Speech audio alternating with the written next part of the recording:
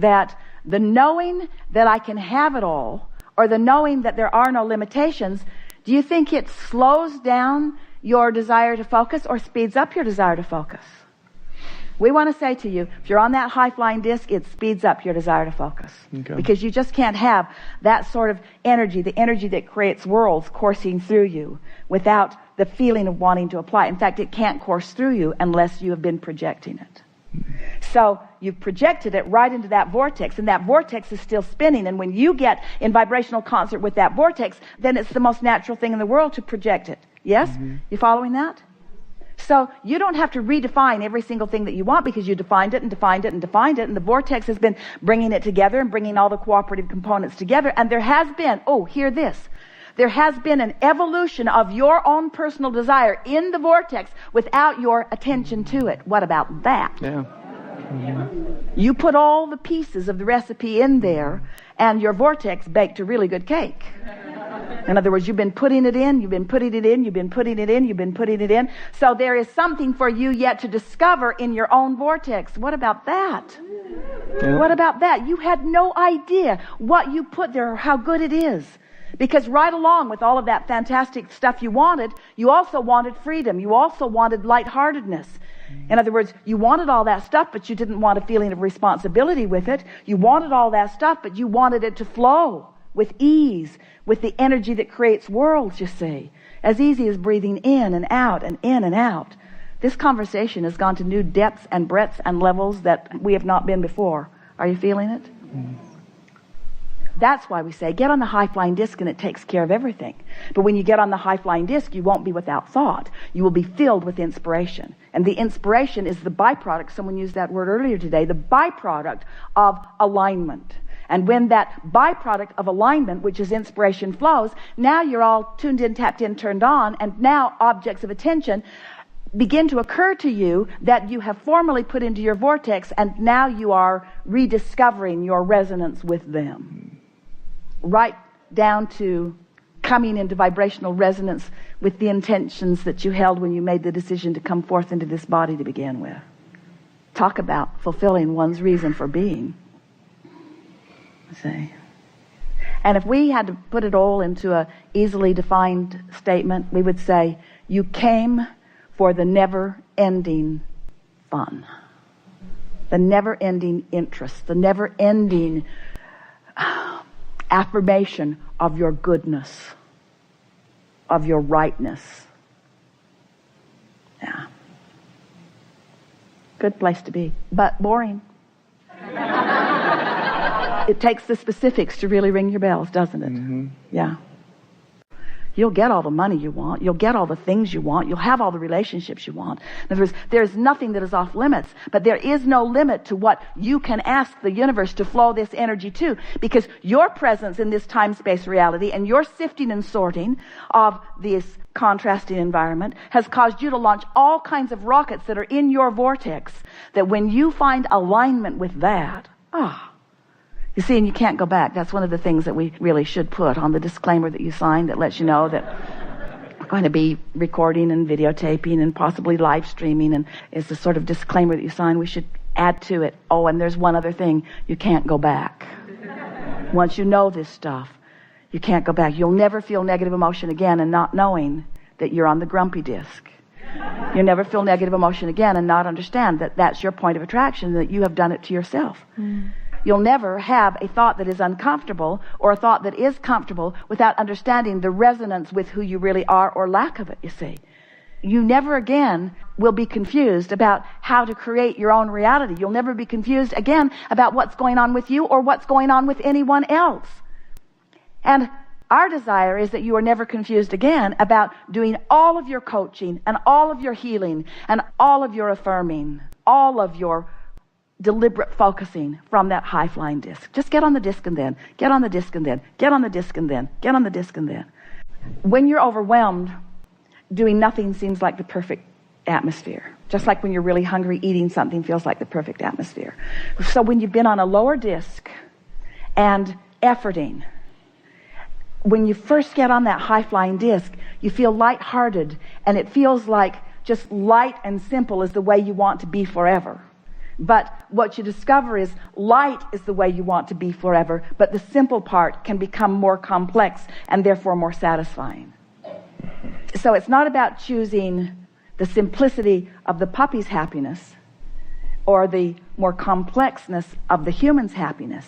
It's get on the disc, and then what's in your vortex will come. You see.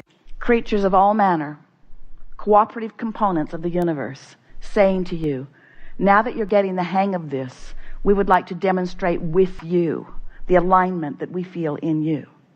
And then, of course, on your high-flying disc, other humans also on the high-flying disc, appearing in crowds, standing out, walking to you, right timing, saying the right thing at the right time, giving you just a little piece of something that you were wondering about, another little piece of something. Rendezvous all day long, leading you to where you want to be, because this is certain. Where you stand and where you want to be is known by all that is. And when you take the time to wake up deliberately, acknowledging the high-flying disc and deliberately staying there and beating the drum of it and practicing it through the day, even if you fall off, you will. Even if you fall off, get on again. Even if you fall off, tomorrow get on. Even if you fall off, tomorrow get on. Until eventually Esther said, Abraham, I refuse to accept that I have to wait until tomorrow to get back on the high-flying disc. You've given me too many tools. I like it on the high-flying disc. I'm going to be on the high-flying disc. I don't care what it takes to be on the high-flying disc. Even if I have to feel good, I'm going to be on the high-flying disc. And after a while, it just becomes such a steady point of attraction that you begin to feel like the invincible creator of your own reality that you are. Because you are the creator of your own vibrational offering. Because you have guidance to let you know. You have guidance to let you know. Your inner being knows everything that you want and knows where you stand in relationship to everything that you want. So Esther is envisioning this pipeline between where she is and everything that she wants. She can just feel that as the path of least resistance, where the cooperative components are just moving to her and she is moving to it. Creation is about rendezvousing, you see. And so as you realize that you have control of that, and as you think more about it, you feel the momentum. Have you ever gotten on a personal rampage? Or it works often very well if you find the synergy with another person, where you are just high-flying together, exclaiming your appreciation of something together, just feeding off of one another together. Do you know what we're talking about? And do you ever feel that energy moving through your body? And Esther's begun thinking, oh, that energy moving through my body, I'm feeling it viscerally. I'm actually realizing this energy that's moving from me outward to this is my pipe opening moment. This is my laying new pipe moment. This is me in all of the universe laying pipes to everything that I care about. A Congress that is functioning. Why not? Why not? Religions that are finding their own happy alignment and leaving each other alone. Why not? Children all over the world finding food and safe haven. Why not? Why not send the energy that creates worlds outward from you to all things that you want? All things that you want. Not just your own personal things. That's all a given. So what happens when you get a really good momentum going is that the first thing that happens is you experience the manifestation of emotion. And we want to call emotion a manifestation because does it get any realer than feeling? When you get that feeling, isn't it real? Isn't it up close and personal kind of real? That's a manifestation. It's a manifestation of momentum. And you can tell by the way you feel whether it's momentum leading to something you want or leading to something you don't want. The next thing that happens is thoughts begin to flow. That's the next thing. Now, really what happened is the thought came first and the emotion came second. But we wanted to call the emotion the first awareness of manifestation. We think it will serve you if you realize that when you are feeling an emotion, that it is a demonstration of the beginning of things materializing. Because the emotion has materialized. The next thing that happens is thoughts begin to flow into your mind. Thoughts. thoughts, a stream of thoughts, you're likely to get a really good idea about something. And you'll know it's a really good idea because it feels good when it comes. Now, depending upon what disc you're on and what kind of momentum you're gathering will depend upon how good or how bad the thought feels. The next thing that happens when you're on this high-flying disc is that nature begins playing with you. Nature plays with you. Nature is the first responder beyond your own emotions and thoughts to demonstrate to you where your vibrational frequency is. Any nature ever playing with you? Hummingbirds doing ridiculous loop-to-loops in the gardens? Birds flying, obviously, just for entertaining you? So now we want to say to you that every thought that you offer, whether it's something wanted or not wanted, creates a vibrational version of it that in the beginning does not have enough momentum to actualize into your experience. You've launched a lot of rockets of wanted and unwanted, and some of them have more momentum than others. But how they show up in your experience, how often they come, how steadily they're there, and how they feel when they get there is all about the momentum, which is all about the air time. It's all about the think time. It's all about the talk time. It's all about the attention time. Biggest word, it's all about the focus that you have been giving to them, you see.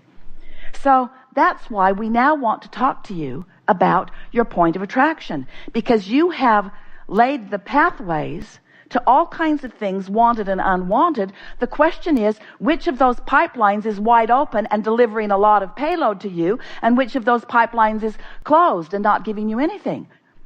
So we began talking about this point of attraction, reaching for different things to call it.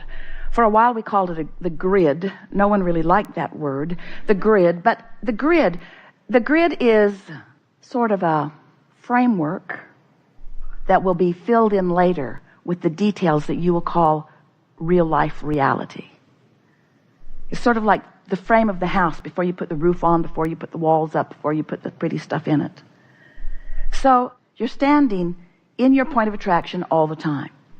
Now we've evolved this analogy to say to you that this grid is spinning because your point of attraction is gathering cooperative components, meaning gathering the components that equal who you are, and that there is a vibrational spinning grid that you could liken to the emotions on your emotional scale.